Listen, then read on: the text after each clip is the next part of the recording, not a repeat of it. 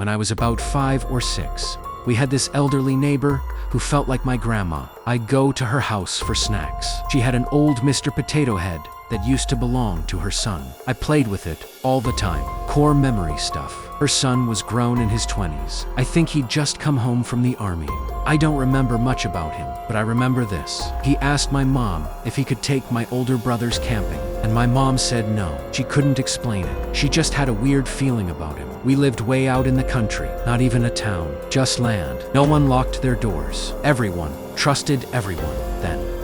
One day my mom saw him at the local store. He was covered in bee stings. He said he got them at the creek, but that didn't make sense. We went to that creek all the time. That's not something that just happens there. A little while later, the news reported something unthinkable. A couple and their child had been murdered while camping, not far from where we lived. No suspects, no leads. People were in shock. This doesn't happen here. And my mom remembered that feeling. The camping invite, the bee stings. She called the police. She said, "It's probably nothing, but here's what I know."